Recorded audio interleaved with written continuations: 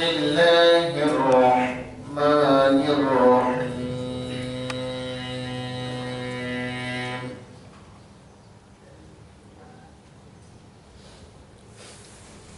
قال نكروا لها عرشها ننظر أتهدي أم تكون من الذين لا يهتدون فلما جاءت قيل أهكذا عرشك قالت كأنه هو وأوتينا العلم من قبلها وكنا مسلمين وصدها ما كانت تعبد من دون الله إنها كانت من قوم كافرين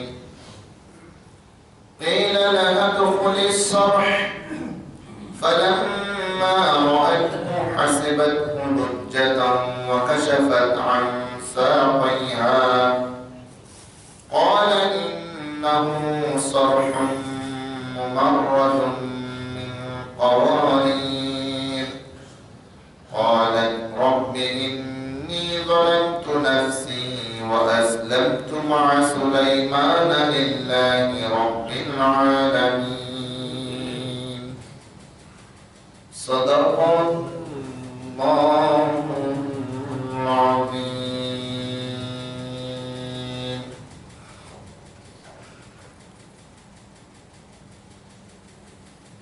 শুকর আদায় করছি আল্লাহ সুবহানাহু ওয়া তাআলা যিনি আমাদেরকে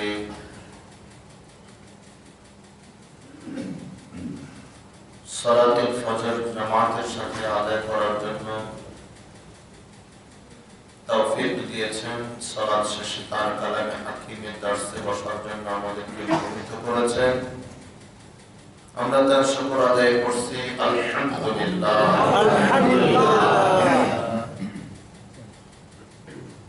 আমরা আমাদের আলোচনার ধারাবাহিকতায় আজকে সূরাতুন নামল 41 নং আয়াত থেকে 44 নং আয়াত পর্যন্ত তিলাওয়াত করছি এবং এই আয়াতগুলোর মধ্যে চলমান ঘটনার পরিসমাপ্তি ঘটবে আমরা কয়েকদিন যাবত ধারাবাহিক সূরাতুন নামল থেকে একটি ঘটনা শুনে আসতেছি সুলাইমান আলাইহিস সালাম আল্লাহ তাআলা তাকে রাজত্ব দিয়েছেন সব সৃষ্টির ভাষা বোঝার যোগ্যতা এবং তৌফিক দিয়েছেন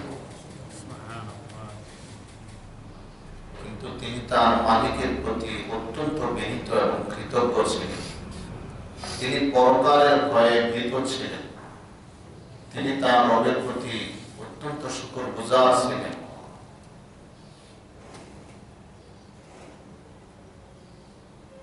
যে গোলাম তার রবকে ভয় করে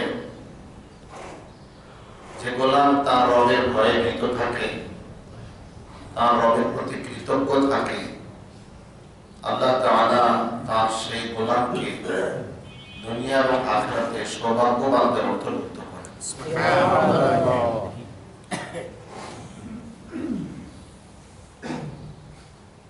আমরা গতকাল যেখানে শেষ করেছি সুলাইমান আলাইহিস সালাম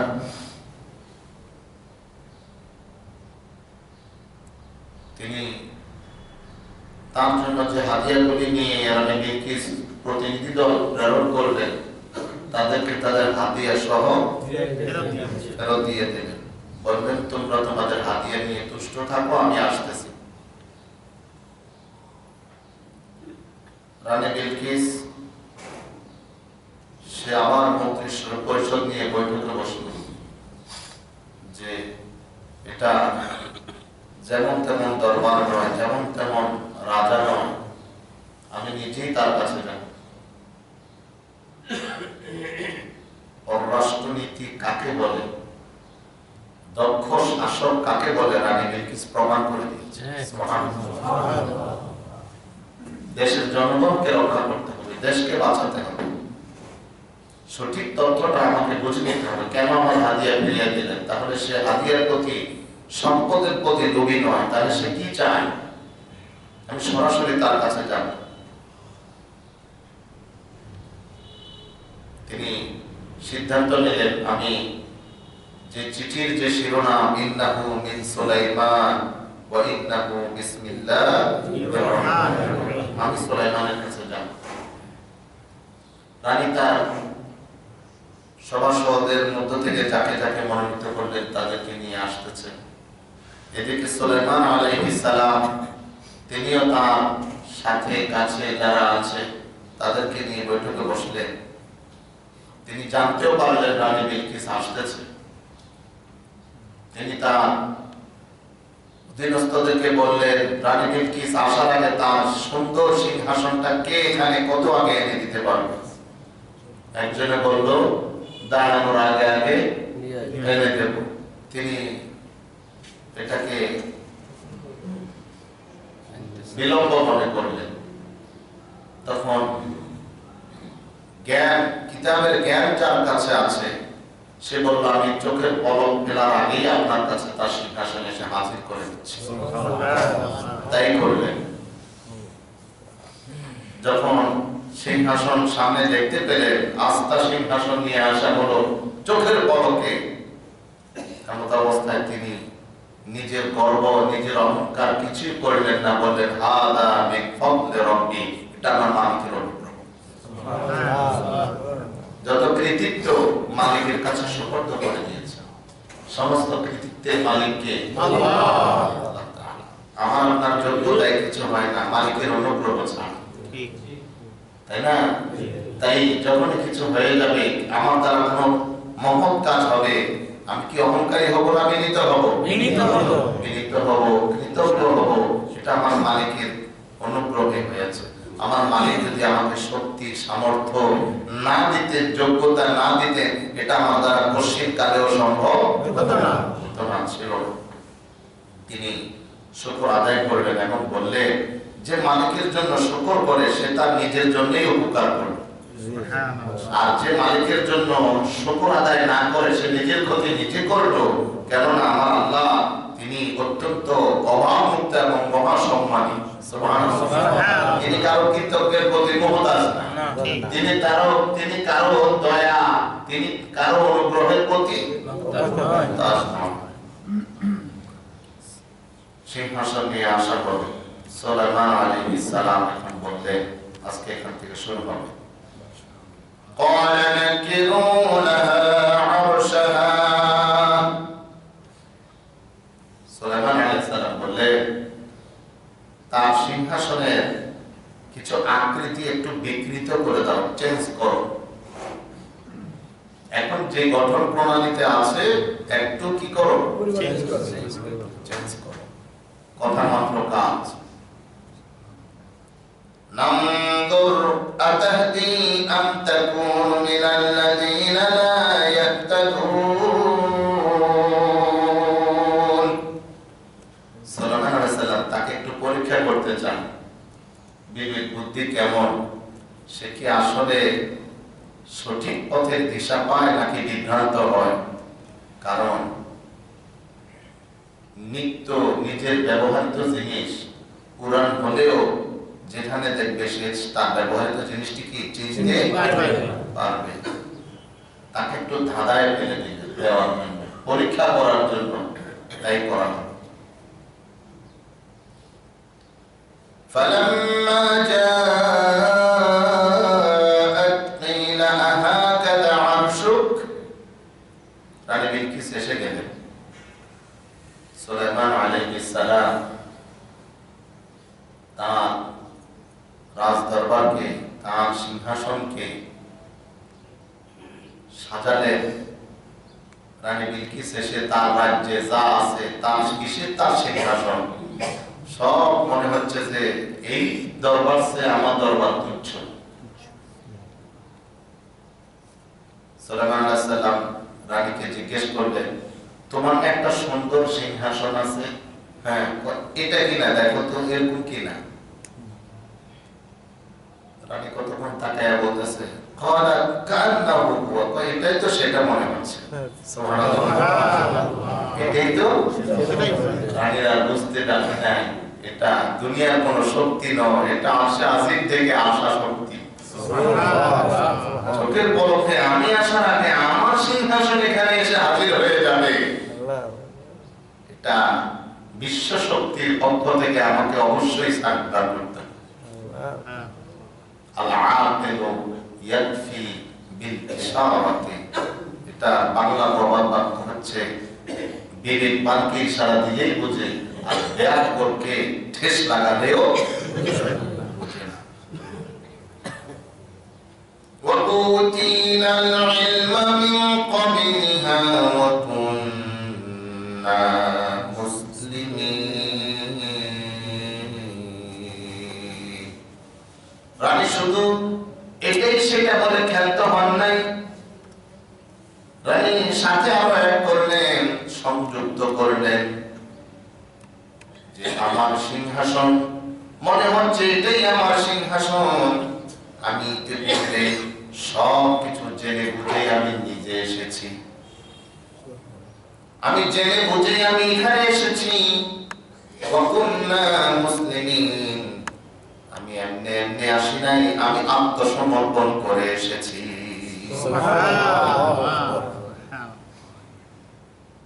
আমি দেখতে পাচ্ছি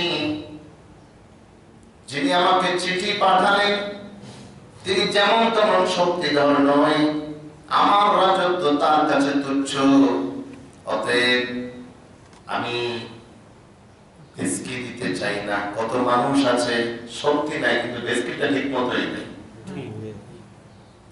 খাইতে পারবে না এক লোকমা, দয়ে বসে 10 লোকমা, মনে হয় যে তার অনেক ক্ষুধা, কিন্তু আসলে খাওয়ার সামর্থ্য নেই। রানী বিলকিস সব বুঝেই বললেন, আমি জেনে বুঝেই এখানে এসেছি, আমি সুলাইমানের কাছে আত্মসমর্পণ করেছি। সুবহানাল্লাহ। وصدها ما كانت تعبد من دون الله إنها كانت من قوم كافرين।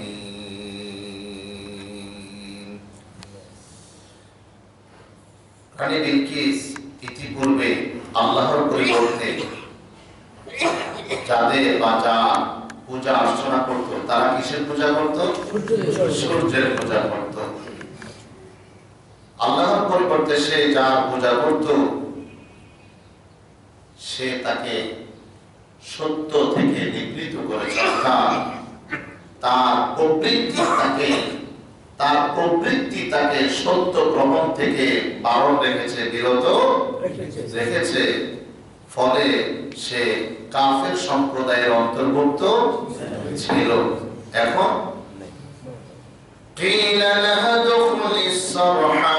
সুলাইমান আলাইহিস সালাম আরেকটু পরীক্ষা করবেন। তার গোটা সিংহাসন, সুলাইমান আলাইহিস সালামের রাজ দরবার একবারে পুরাটা তিনি তাকে কাঁচ পাত্র দিয়ে ঢেকে দিলেন। বিলকিস যখন প্রাসাদে প্রবেশ করলো, প্রাসাদে প্রবেশ করলে তখন সে দেখলো যে স্বচ্ছ জলাশয়, আসলে উপরে কাঁচ, উপরে কি নিচে পানি। বিলকিস দেখলো যে স্বচ্ছ একটা কি জলাশয়, মনে করলো যে পানি টানি আছে। কি করলো সে? হাসিবাতহু লুজ্জা, সে মনে করলো এটা জলাশয়, তাই সে ওয়াকাশাফাত আন সাকাইহা, সে তার পরনের কাপড় হাঁটু পর্যন্ত উঠায়া দিল, হাঁটু পর্যন্ত। ক্বালা ইন্নাহু সারহুম মুমাররাদুন মিন কওয়ারির। সুলাইমান আলাইহিস সালাম বললেন, আহা তুমি এমন করতেছো কেন? এটা তো কাঁচ নির্মিত প্রাসাদ। সুবহানাল্লাহ। কাঁচ বুঝলেন যে সুলাইমান তাকে আরেকটা পরীক্ষা করেছে। সুলাইমান আলাইহিস সালাম বুঝলেন আসলে সে অন্য কোন বাহিরের জ্ঞান তার নাই, সে বাস্তব তার বিবেক দিয়ে যা সে পরিষ্কার দেখতেছে তাই প্রয়োগ করতেছে। তখন রানী লজ্জিত হয়ে কি বললো? قالت رب إني ظلمت نفسي, সে বলল আমি তো আমার মালিক, আল্লাহু আকবার, আমার মালিক আমার রব, আমি আমার উপরে জুলুম করেছি, আমি আমার উপরে জুলুম করেছি। যত মানুষ আল্লাহর কাছে ক্ষমা চেয়েছে এই স্বীকৃতির দ্বারাই ক্ষমা পেয়েছে। কি স্বীকৃতি?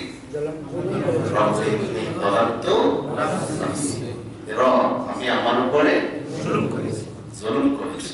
وأسلمت مع سليمان لله رب العالمين, আমি সুলাইমানের সাথে, সুলাইমান যে আল্লাহর প্রতি ঈমান এনে আমাকে যে আল্লাহর প্রতি ঈমানের দিকে দাওয়াত দিয়েছে, আমিও সুলাইমানের সাথে সে বিশ্ব প্রভুর প্রতি ঈমান এনে করে নিয়েছি লা ইলাহা ইল্লাল্লাহ, লা ইলাহা ইল্লাল্লাহ, লা ইলাহা ইল্লাল্লাহ, লা ইলাহা ইল্লাল্লাহ, লা ইলাহা ইল্লাল্লাহ, মুহাম্মাদুর রাসূলুল্লাহ। এটা আমাদের কালিমা। সুলাইমান সেই কালিমা পড়ে কি গ্রহণ করেছেন? ইসলাম গ্রহণ করে মুসলমান হয়ে গেলেন। এখানে আমাদের জন্য যে শিক্ষাটা আল্লাহ তাআলা সূর্য পূজারী সম্প্রদায়ের প্রেসিডেন্ট সম্রাজ্ঞী বিলকিসকে এই স্বীকৃতির কারণে কি করে দিলেন? দাউদ আলাইহিস সালাম, ইব্রাহিম আলাইহিস সালাম, মুসা আলাইহিস সালাম, আদম আলাইহিস সালাম, সবাইকে তিনি এই সকল স্বীকৃতির দ্বারা কি করে দিলেন? নিজেকে আল্লাহর কাছে পেশ করতে হবে। হযরত আবু বকর রাদিয়াল্লাহু আনহু বললেন, ইয়া রাসূলুল্লাহ, নামাজের শেষ বৈঠকে দুরূদ শরীফের পরে কি পড়ব, কি দোয়া করব? আল্লাহর নবী হযরত আবু বকর রাদিয়াল্লাহু আনহুকে শিখালেন, তুমি পড়বে আল্লাহুম্মা ইন্নী যালামতু নাফসি যুলমান কাসীরা ওয়া লা ইয়াগফিরুয যুনুবা ইল্লা আনতা ফাগফিরলি মাগফিরাতাম মিন ইনদিকা ওয়ারহামনি ইন্নাকা আনতাল গফুরুর রহিম। তুমি এভাবে পড়বা, হে আল্লাহ, আমি আমার উপরে অনেক অনেক জুলুম করেছি, অনেক অনেক জুলুম করেছি। জুলুম করা মানে গুনাহ করা, জুলুম করা মানে গুনাহ করা, গুনাহ করা, অন্যায় করা, রবের অবাধ্য হওয়া। আমাদের গুনাহ মনে হয় কম, मैं सुबह खता शाम खता सभी खता है, मैं सुबह खता शाम खता सभी खता है, अल्लाह की रहमत का सिवा कुछ भी नहीं है, अल्लाह की रहमत का सिवा कुछ भी नहीं है। সকালেও গুনাহ করি, সন্ধ্যায় গুনাহ করি, উঠা থেকে শোয়া পর্যন্ত গুনাহ শেষ নাই, এত গুনাহ করি। আল্লাহর অনুগ্রহের আশা ছাড়া কোনো ভরসা আমাদের নেই। আল্লাহর অনুগ্রহের আশা এবং ভরসা আল্লাহর নবী জনাব মুহাম্মদুর রাসূলুল্লাহ সাল্লাল্লাহু আলাইহি ওয়াসাল্লাম তিনি আমাদেরকে শিখালেন, তুমি এভাবে বলো, ওয়ালা ইয়াগফিরু যুনুবা ইল্লা আনতা মালিক গো, তুমি ছাড়া আমাদের ক্ষমা করার কেউ নাই। তুমি যদি ক্ষমা না করো, কোথাও ক্ষমা পাবো না। তুমি ক্ষমা না করলে কেউ আমাদের ক্ষমা করবে না। তুমি ক্ষমা না করলে আমি কারো কাছ থেকে ক্ষমা পাবো না। ফাগফিরলি মাগফিরাতাম মিন ইনদি, মালিক তোমার করুণা দিয়ে, দয়া দিয়ে আমাদের ক্ষমা করে দাও। বলে না আল্লাহ রাব্বুল আলামিন ক্ষমা করতে রাজি, চান ক্ষমা করতে। আল্লাহ রাব্বুল আলামিন ক্ষমা করার জন্য তিনি ঘুমান না, তিনি তন্দ্রাও যান না। গোলাম বিপদে পড়ে কখন যেন আমারে ডাক দেয়, গোলাম গুনাহ করে কখন আমারে ডাকে, আল্লাহ রাব্বুল আলামিন ওই ডাকে সাড়া দেওয়ার জন্য তিনি তন্দ্রাও যান না, নিদ্রাও যান না। তাই মালিক আমাদেরকে বলে, ওয়াইদা সাআলাকা ইবাদি আন'আমনি, ওয়াইদা সাআলাকা ইবাদি আন্নি ফাইন্নী করিব উজিবু দাওয়াতাদ দাঈ ইযা দাআন ফালইস্তাজিবু লি ওয়ালইউমিনু বি লাআল্লাহুম ইয়ারশুদুন। ওগো নবী, আমার বান্দারা যখন আমার সম্পর্কে আপনাকে জিজ্ঞেস করে মালিক কত দূরে আছে, মালিক কোথায় আছে, মালিককে কিভাবে পেতে পারি, আপনি জানিয়ে দেন আমি আমার বান্দার একেবারে নিকটে আছি। এত নিকটে তার আপনজন কেউ নাই, তার মাও তার এত নিকটে নয়, তার স্ত্রীও তার এত নিকটে নয়, তার সন্তান তার এত নিকটে নয়, তার আপনজন কেউ তার এত নিকটে নয়, আমি আল্লাহ তার যত নিকটে। উজিবু দাওয়াতাদ দাঈ ইযা দাআন, আমার কোন গোলাম যদি পেরেশান হয়ে অন্যায় করে, অপরাধ করে আমার শাস্তির ভয়ে, আমার কাছে লজ্জিত হয়ে যদি আমাকে একবার ডাক দেয়, আমি আমার বান্দার ডাকে সাড়া দিই। লাব্বাইকা ইয়া আবদি, আমার বান্দা আমারে কেন ডাকছে? আমি আমার বান্দার ডাকে সাড়া দিই, তবে আল্লাহ একটা শর্ত দিলেন, গোলাম রে আমি তোর ডাকে সাড়া দিব। বুঝিব মুদারের সিগা আল্লাহ ব্যবহার করলেন। আমি তোর ডাকে যখন ডাকে সাড়া দেব রে গোলাম, একটা শর্ত তুই মেনে চলবি। আমি আল্লাহ তোর যখন ডাকবো তুইও আমার ডাকে সাড়া দিবি, তুই আমারে যখন ডাকবি আমিও তোর ডাকে সাড়া দেব। আমি যখন ডাকবো তুই আমার ডাকে সাড়া দিবি, তুমি যখন ডাকবা আমিও তোর ডাকে সাড়া দেব। কি সুন্দর আদান প্রদান, সুবহানাল্লাহ। তুই আমার ডাকে সাড়া দিবি, আমিও তোর ডাকে সাড়া দেব। আশা করতে পারি, আশা করা যায় তুমি নেককার, দিনদার, তাকওয়াবানদের অন্তর্ভুক্ত হয়ে যাবে। সুবহানাল্লাহ। অতএব এটা সব সময় পড়ব, আল্লাহ তুমি ছাড়া আমাকে ক্ষমা করার কেউ নাই, আমাকে ক্ষমা করে দাও, আমার উপরে রহম করো, আমাকে দয়া করো, তুমি তো গফুরুর রহিম, অত্যন্ত ক্ষমাশীল, অত্যন্ত দয়ালু, অত্যন্ত ক্ষমাশীল, অত্যন্ত দয়ালু। আল্লাহর দয়া ছাড়া পার পাওয়া যাবে না। এজন্য হামদের ভিতরে আমরা পড়তাম, কখনো তোমাকে যদি ভুলি, হেদায়েতের আলো ঢেলে নিও কাছে তুমি। কখনো তোমাকে যদি ভুলি, হেদায়েতের আলো ঢেলে নিও কাছে তুমি। ঠাই দিও প্রিয়তম, ঠাই দিও প্রিয়তম, ওগো দয়াবান, তুমি রহমান, তুমি মেহেরবান।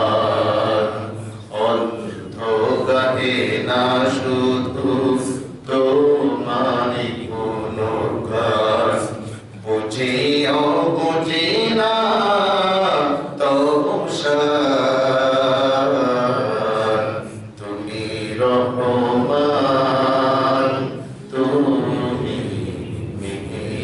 মেহেরবান জনম জনম যদি গাহি তোমারি করুণা গাওয়া শেষ হবে নাহি তোমারি করুণা যদি গাহি তোমারি করুণা গাওয়া শেষ হবে নাহি ভোরে অভরে না শুধু ভোরে অভরে না শুধু সাহারাই প্রাণ তুমি রহমান তুমি মেহেরবান কোন গোলাম যদি এইভাবে করে তার মালিকের সাথে সম্পৃক্ত হয়ে যায় মালিক তো দয়া লেগে যায় গোলাম তুই আমাকে এভাবে তোর মালিক মনে করিস আমিও তোকে আমার গোলাম মনে করি যেই গোলাম মালিককে মালিক মনে করে না মালিকও ওই গোলামকে গোলাম মনে করে কিন্তু যেই গোলামকে মালিক গোলাম বলে পরিচয় দেবে না ওই গোলামের যাওয়ার আর কোনো রাস্তা নেই যাওয়ার আর কোনো পথ নেই পথ একটাই মালিকের সামনে হাজির হতেই হবে ঠিক আল্লাহর জন্য অনেক জায়গায় বলেছেন ওয়াইলাইয়াল মাসির গোলাম রে আমার কাছে তোকে আসতে হবে সুম্মা ইলাইনা তুরজাউ আবার তোকে আমার কাছে ফিরে আসতে হবে অতএব দিশেহারা হোস না ঘুরপাক খাস না বলছেন ওয়ান্না তুফাকুন কোন দিকে দিশেহারা হয়ে ঘুরপাক খাচ্ছো